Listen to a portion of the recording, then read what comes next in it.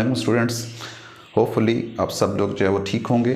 तो आज स्टूडेंट्स मैं आपके लिए वो चीज़ एक लेके आया हूँ जिसका आपको बेताबी से इंतज़ार था, और वो है कामयाबी का तावीज़, जिसे हम कहते हैं कि ये क्वेश्चन जो हैं बड़े इंपॉर्टेंट क्वेश्चन है। आपको पता है एग्ज़ाम्स जो हैं बहुत करीब आ चुके हैं और स्टूडेंट्स जो हैं वो उन सोर्सेज़ की तलाश में हैं जिनको इस्तेमाल करके वो शार्ट वक्त में जो है वो ज़्यादा से ज़्यादा नंबर हासिल कर सकते हैं। तो उसके लिए ये एक आपको गेस्ट पेपर केमिस्ट्री का तैयार किया गया है। इसको मैं थोड़ा आपको ब्रीफ कर देता हूँ कि इसमें आपने क्या तैयार करना है।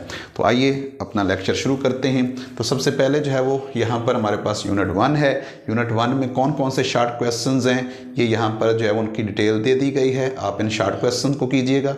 फिर उसी तरह उसके जो लॉन्ग क्वेश्चन हैं वो भी यहाँ पर डिटेल जो है बता दी गई है। तो आप इन लॉन्ग क्वेश्चन को जो है वो तैयार कीजिएगा। और इसके अलावा जो इसकी एक्सरसाइज है, एक्सरसाइज में से आपने क्या करना है कि उसके MCQs आपने जो है वो लाजमी तैयार करने हैं। शार्ट क्वेश्चन में क्या है, फिजिकल और केमिकल प्रॉपर्टीज़ हैं, वेरिएबल वैलेंसी है, एलिमेंट है, सिंबल है, वैलेंसी, कंपाउंड, मिक्सचर, टाइप्स उसकी, आप मिक्सचर हैं, रिलेटिव एटॉमिक मास है, एवोगाड्रो नंबर है, मास नंबर है, एम्पिरिकल फार्मूला है, मॉलिक्यूलर फार्मूला है और मॉलिक्यूलर मास है, आयन है, केटाइन है, एनाइन है, मॉलिक्यूलर आयन, रेडिकल यानी फ्री रेडिकल और मोल, एवोगाड्रोस नंबर। ये मैं अब बोल इसलिए रहा हूँ कि आप में से बहुत से स्टूडेंट उर्दू मीडियम के होते हैं, तो उर्दू मीडियम के अगर इंग्लिश में उसको नहीं समझ आती तो उर्दू में जो है मैं बोल रहा हूँ जो वो उसको नोट कर सकते हैं।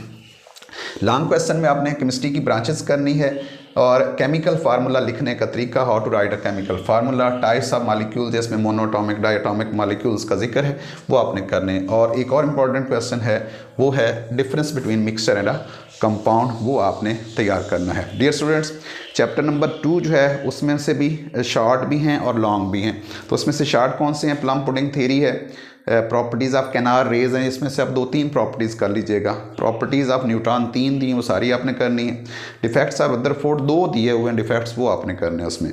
आइसोटोप्स ऑफ हाइड्रोजन 3 हैं, वो आपने करने हैं। कार्बन डेटिंग वो यूजेस ऑफ आइसोटोप्स के अंदर ये मौजूद है, वो आपने करना है। लॉन्ग क्वेश्चन आपने कौन से करने हैं, डिस्कवरी ऑफ इलेक्ट्रॉन कंप्लीट करना है, प्रॉपर्टीज़ भी उसकी डायग्राम भी साथ करनी है, रदरफोर्ड मॉडल करना है, कंप्लीट करना है, बोहर्स मॉडल कंप्लीट करना है और यूजेस ऑफ आइसोटोप्स कंप्लीट करने हैं। यूनिट 3 जो है वो शॉर्ट फॉर्म में, इसमें से लॉन्ग क्वेश्चन नहीं है।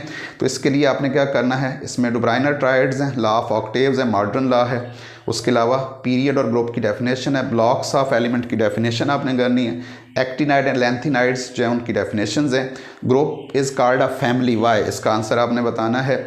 और इसके अलावा इलेक्ट्रोनेगेटिविटी क्या है, एटॉमिक रेडियस क्या है, आयनाइजेशन एनर्जी क्या होती है, शील्डिंग इफेक्ट क्या है, इलेक्ट्रॉन एफिनिटी क्या है, ये तमाम जो है वो डेफिनेशंस आपने करनी है। और हो सके तो इनके ट्रेंड्स जो हैं 1-1 लाइन के दिए होते हैं, हर एक के पीरियड में ट्रेंड क्या है, ग्रुप में ट्रेंड क्या है, वो आपने कर लेना। MCQs इसके भी जो है वो आपने एक्सरसाइज वाले करने। याद रखिएगा एक्सरसाइज में से 12 में से 9-10 MCQs एक्सरसाइज में से बोर्ड के एग्जाम्स के अंदर आते होते हैं। यूनिट जो नेक्स्ट हमारे पास है, यहाँ मैंने 8 का बता दिया है। तो 8 जो है वो भी शॉर्ट फॉर्म में है, तो इसलिए मैंने यहाँ पर लिख दिया है 3 के साथ। तो उसको आपने क्या करना, उसमें से क्या करना आपने जी, उसमें मेटल्स और की डेफिनेशन है, उसकी कैटेगरीज 3 दी, मेटल्स की प्रॉपर्टीज़ ऑफ मेटल्स दी हुई हैं, 2-3 प्रॉपर्टीज़ आप याद कर लीजिएगा। इलेक्ट्रोपॉजिटिव करैक्टर क्या होता है ये आपने याद करना है। और alkali metals are more reactive than alkaline earth metals, इसका आपने आंसर बताना है। Uses of sodium, calcium, magnesium है, यूजेस ऑफ गोल्ड है, सिल्वर है, प्लैटिनम है। इलेक्ट्रोनेगेटिव करैक्टर क्या होता है, प्रॉपर्टीज़ ऑफ नॉन मेटल्स 2-3 वो कर लीजिएगा।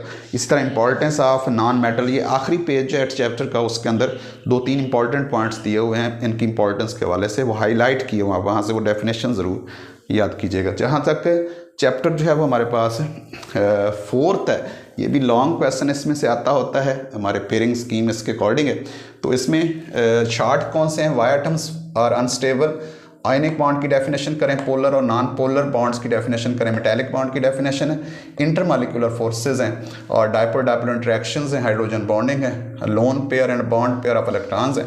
तो ये तो हैं जो आपने शॉर्ट फॉर्म में क्वेश्चन तैयार करने हैं। इसमें से लॉन्ग क्वेश्चन जो अक्सर बोर्ड के एग्जाम्स में आते हैं वो है कोवेलेंट बॉन्ड है, कोऑर्डिनेट कोवेलेंट बॉन्ड है, properties of ionic covalent compound है ना, मेटल्स की प्रॉपर्टीज़ एंड पे दी हुई हैं, तो वो लाजमी कीजिएगा क्योंकि उसमें से short question malleability and ductility अक्सर पूछ लिया जाता है, तो उसको आपने लाजमी जो है वो देखना है, इन प्रॉपर्टीज़ को देखना। जहाँ जब चैप्टर 5 का ताल्लुक है उसमें डिफ्यूजन एंड एफ्यूजन की डेफिनेशन है, प्रेशर है, compressibility of gases, absolute zero temperature है, वेपोरेशन है, वेपोरेशन काजेज कूलिंग, ये शॉर्ट क्वेश्चन जो है वो दिया हुआ है, सरफेस एरिया है, बॉइलिंग पॉइंट है, फ्रीजिंग पॉइंट है, एलोट्रॉपी है, काजेज ऑफ एलोट्रॉपी 2 पॉइंट्स दिए हुए हैं, ट्रांजिशन टेम्परेचर है, क्रिस्टलाइन एंड एमॉर्फस सॉलिड्स हैं, ये आपने जो है वो इनकी डेफिनेशंस करनी। जहाँ तक लॉन्ग क्वेश्चन उसमें Boyle's law, Charles law, vapour pressure और उसके फैक्टर्स करने हैं। डिफ्यूजन एंड लिक्विड जो बोर्ड के एग्जाम में पे जो है वो आया हुआ है क्वेश्चन, तो इसको आपने करना है। चैप्टर 6 जो है ये भी हमारा जो है वो लॉन्ग फॉर्म का क्वेश्चन है, इसमें से आता है, शॉर्ट भी आते हैं। तो इसमें जो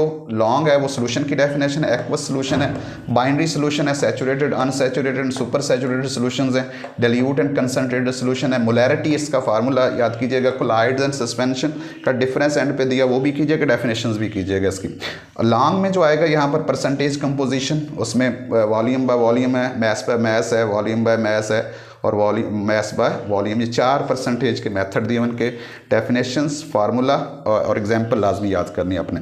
और इसमें एक सॉल्युबिलिटी का बड़ा इंपॉर्टेंट क्वेश्चन है और उसके ऊपर 3 फैक्टर्स का इफेक्ट है, like, dissolve, like dissolve like चाहे वो अक्सर एग्जाम्स के अंदर पूछ ले जाता है कि इसका क्या मतलब होता है।